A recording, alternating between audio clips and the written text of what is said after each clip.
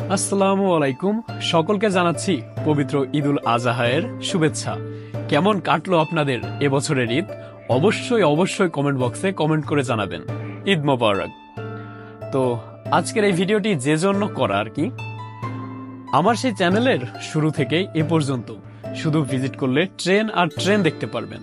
তবে বর্তমানে এ সময়ে দাঁড়িয়ে আমি আর চাচ্ছি না শুধুমাত্র ট্রেন নিয়ে আগাইতে। হ্যাঁ, ট্রেনের ভিডিও আমার চ্যানেলে থাকবে এবং ভবিষ্যতে আমি করব, তবে শুধুমাত্র ট্রেনের ভিডিও নিয়ে আমি আর আগাইতে চাচ্ছি না। আমাদের দেশের খুবই জনপ্রিয় কিছু ট্যুরিস্ট স্পট রয়েছে, সেই সাথে সম্পূর্ণ বিশ্বকে আপনাদের মাঝে উপস্থাপন করার একটা দৃঢ় প্রতিজ্ঞা নিয়েই আজকের এই ভিডিওটি শুট করছি।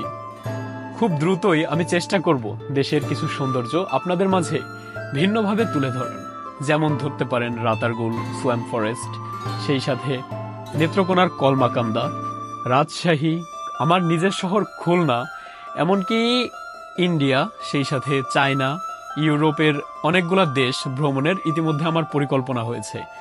আমি একটা জিনিস লক্ষ্য করেছি, আমি যখন ট্রেনের ভিডিও আপলোড করি সে সময় আপনারা অনেক বেশি শেয়ার করেন, ভিডিও সম্পূর্ণ কন্টিনিউ করেন এবং পুরো ভিডিও দেখার চেষ্টা করেন, কিন্তু আমি যখন ট্যুরিস্ট স্পট বা যে কোনো একটি ভ্রমণ গল্প আপনাদের মাঝে শেয়ার করি সে সময় ওই ট্রেনের ভিডিওর মতো অতটা রেসপন্স আপনাদের কেন জানি থাকে না।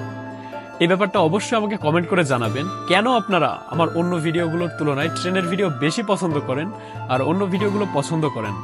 যাই হোক, আপনাদের কাছে হয়তো বা ভিডিওটি বোরিং লাগতে পারে যে কি ভিডিও প্লে করলাম রে ভাই, মাঝখানে শুধু বক বক করেই যাচ্ছে।